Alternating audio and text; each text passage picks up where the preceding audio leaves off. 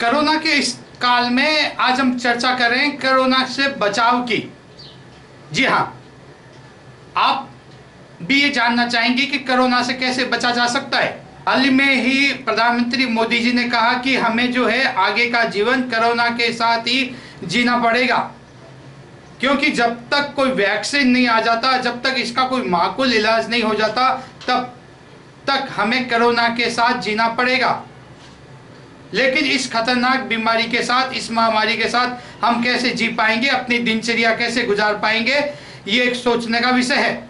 इसको लेकर पूरी दुनिया जो है अपने अनुसंधान कर रही है। पूरे दुनिया के जो वैज्ञानिक हैं वैक्सीन बनाने में लगे हैं, कोई दवाई बनाने में लगे हैं, लेकिन अभी तक किसी ने भी इस पर फतेह नहीं पाई है। इसी के साथ बात ये निकल के आई कि हमें कोरोना के साथ ही जीना पड़ेगा। अब कोरोना के साथ जीना है तो इसके बचाव के हैं, इससे लड़ने के हैं उपाय भी हमें अपनी निजी जिंदगी में अपने आसपास की चीज़ों का उपयोग करके ही प्राप्त करने पड़ेंगे। इसी विषय को लेकर हमने बात की आयुर्वेदिक यूनिवर्सिटी के कुछ डॉक्टरों से, यहाँ के जो वैद्य हैं उनसे, क्योंकि जो आयुर्वेद है उसमें कोरोना से बचाव की बहुत सी संभावना है। कोरोना के बचाव के लिए हमने बात की यहाँ के कुछ वैज्ञानिकों से कि उनका क्या कहना है। डॉक्टर साहब, इस कोरोना की महामारी में जो है आयुर्वेद ने अपनी अहम भूमिका निभाई है और अब भी निभाने जा रहा है, क्या कहना चाह रहा है इसके बारे में? बिल्कुल, आयुर्वेद जो है एक जीवन का विज्ञान है। ये केवल चिकित्सा करने के लिए नहीं है, तो ये जीवन का विज्ञान है जिसके अंदर हमारी इनर पावर, जो हम दूसरे प्रभाव हैं मौसम के, विषयों के, वायरस के, उनके प्रभाव से हम अपनी लड़ने की क्षमता को कैसे इंक्रीज कर सकते हैं, उसका विज्ञान आयुर्वेद है। तो इसके अंदर न केवल औषधीय उपचार है, उससे पहले सबसे पहले ये बताया गया है कि हम स्वस्थ कैसे रह सकते हैं और कैसे हम ऐसी प्राकृतिक आपदाओं से लड़ने की क्षमता अपने अंदर अर्जित कर सकते हैं। हमने देखा कि कोरोना जैसी जो व्याधि है, इसके अंदर सबसे ज़्यादा प्रभाव जो है वो यही है कि जो व्यक्ति जिनकी इम्यूनिटी कमज़ोर है, जिनके अंदर दूसरे रोग बहुत ज़्यादा स्थिति के अंदर बढ़े हुए हैं, वो लोग इसकी चपेट में ज़्यादा हैं और उनके अंदर मृत्यु दर की स्थिति ज़्यादा है। और इस सब को ठीक करने के लिए आयुर्वेद के अंदर न केवल औषधीय उपचार हैं, अपितु खाने पीने के ऐसे तौर तरीके भी इसके अंदर बताए जाते हैं जिनके कारण से हम मौसम से जनित जो हमारे अंदर दुर्बलता के प्रभाव आते हैं, रोगों के जो प्रभाव बनते हैं, उनसे भी हम लड़ने की सामर्थ्य उसमें अर्जित कर सकते हैं। इस बार देखा गया है कि गर्भवती महिलाएं हैं, बच्चे हैं, ये भी इसके शिकार हो रहे हैं। उसको ये संक्रामक, तीव्र संक्रामक व्याधि है, तो हम देख ही चुके। और ये वायरस वो स्थिति है कि कोरोना ऐसा नहीं है कि ये अभी हुआ है। कोरोना की ये फेरिस्त बहुत लंबे समय से चलती आ रही है और कोरोना 19 के रूप में ये कन्वर्ट होकर के अब एक नए स्वरूप में हमारे सामने आई है। आगे भी इसके स्वरूप और बदलते रहेंगे ये चीज़ें। तो वायरस, बहुत सारे वायरस हैं। अभी मैं WHO की साइट देख रहा था, उसके अंदर भी एक आर्टिकल था जिसमें बताया कि भाई हर्पीज़ है और बहुत सारे वायरस हैं जिनको हम डे टू डे लाइफ में हम उसके साथ जीना हमने सीख लिया है और वो हैं। अब उनके अंदर हमारी सामर्थ्य कैसे बनी रहे कि जिससे हम इन संक्रमणों से मुक्त हो सकें या इन संक्रमणों के दुष्प्रभाव हम पर उतने नहीं हो सके जिनके कारण से हमारे जीवन पर कोई आशंका की स्थिति बन जाए। कोरोना के इस काल में कहीं न कहीं मनुष्य कोरोना के साथ जीना आयुर्वेदिक उपचार के साथ सीख लेगा।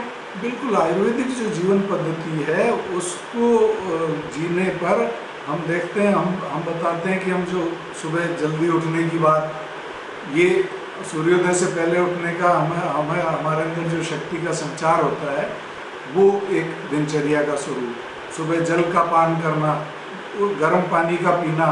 गर्म पानी बहुत सारे रोगों के अंदर उपचार के रूप में कार्य करता है, ऐसा हमारे चरक संहिता के अंदर हजारों वर्षों से उल्लिखित है और वैद्य लोग इसका प्रयोग भी करते आ रहे हैं।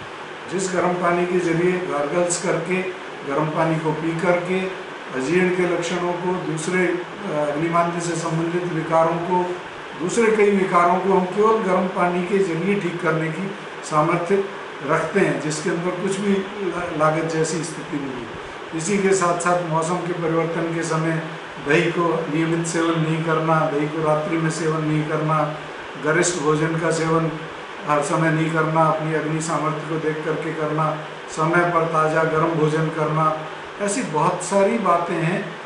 बीच बीच में कुछ कुछ नहीं खाते रहना, एक प्रॉपर एक अंतराल के बाद भोजन का सेवन करना।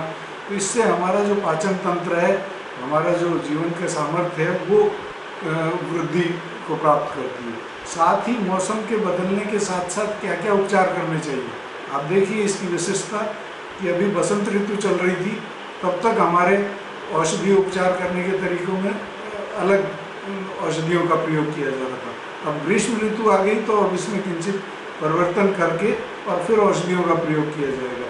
यानी मौसम के प्रभाव के अनुसार ऐसी जीवनी शक्ति को प्रदान करने वाली औषधियाँ आयुर्वेद के अंदर खाने पीने की चीज़ों के अंदर ही मौजूद है, हमारी रसोई के अंदर मौजूद है, लेकिन उनका स्वरूप बिगड़ गया। आज जो मसाले हैं वो सारे औषधियाँ हैं और उनके द्वारा हम रोग निरोधक शक्ति को उत्पन्न करते हैं, पचाने में वो सहायता करती हैं, लेकिन उनको लोगों ने उनको बनाने के तरीके, उनको पूरा तल करके उसके सारे गुणों को समाप्त कर देते हैं, पूरा जला देते हैं उसको।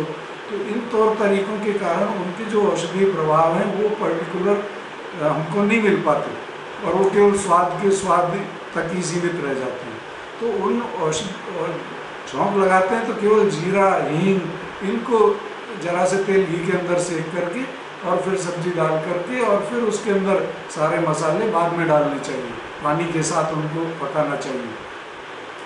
हमारे यहाँ पहले जो छौंक लगते थे वो तो सारी सब्जी बन जाने के बाद पूरी देगची सब्जी के अंदर जरा से कलछी के अंदर छौंक लगता था, और घी खाते थे तो घी को सब्जी बन जाने के बाद ऊपर से डाल करके खाते थे।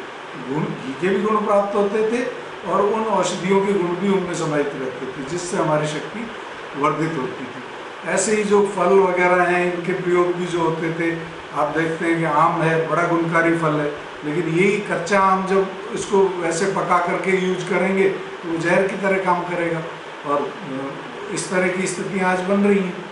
आज नेचुरली पके हुए आम, पके हुए फल तो हमको मिल ही नहीं पा रहे, उनको कच्चों को ही तोड़ करके उस अप्राकृतिक तरीके से उनको पकाया जाता है, तो वो हमारी शक्ति को कमज़ोर करते हैं। और ऐसी परिस्थितियों के अंदर आयुर्वेद का जो जीवन विज्ञान है वो हमको पूरी दिशा देने की स्थिति में है कि हम कैसे खाएं, कब खाएं, किस मौसम के अंदर हम क्या बदलाव करें और किन किन औषधि, ऐसी औषधियाँ जिनका उपयोग हम खाने पीने के सामान्य क्रम में भी करते हैं, ऐसे शाक सब्जी जिनका प्रयोग हम सामान्य जीवन के अंदर करते रहते हैं कि जो ऋतुओं के अनुसार उनकी उत्पत्ति होती है और उनका दोषों पर प्रभाव होता है। कि जिस समय वात की वृद्धि होती है तो वात को शमन करने वाले द्रव्य प्राकृतिक रूप से पैदा होते हैं, जिस समय कफ की वृद्धि होती है तो उनको शमन करने वाले द्रव्य, औषधियाँ, फल, सब्जियाँ वो उत्पन्न होती हैं। अब सब्जी के नाम पर लोग केवल आलू, भिंडी, गोभी ये सब्जी समझने लग गए, जबकि एक्चुअल जो सब्जियां थी, आपको जानकर आश्चर्य होगा, गिलोय के पत्ते सब्जी हैं। चरक संहिता के अंदर इसको शाक वर्ग के अंदर बताया गया। बहुत अच्छा प्रोटीन इसके अंदर, अगर मॉडर्न के हिसाब से हम देखें, बहुत अच्छा प्रोटीन इसके अंदर है। आयुर्वेद के हिसाब से देखें, त्रिदोष शामक, तीनों दोषों को बैलेंस करने का प्राकृतिक क्रम इसके अंदर है। ऐसे ही शतावरी, इतनी अच्छी सुंदर इसकी बेल लगती है, इसके कच्चे पत्ते, इसके कोपल, उनकी सब्जी बनती है, बहुत पौष्टिक, धातुओं का वर्धन करने वाली, इम्यूनिटी को बढ़ाने वाली।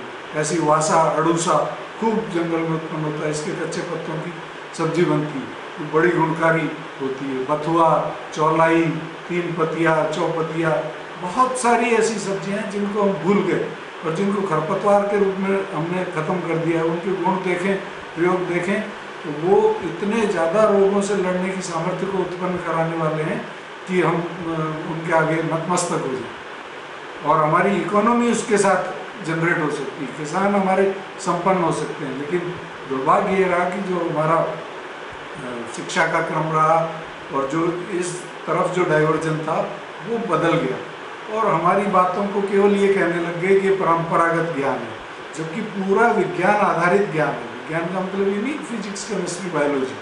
विज्ञान का मतलब व्यवस्थित तर्क पर आधारित और तथ्यात्मक ज्ञान।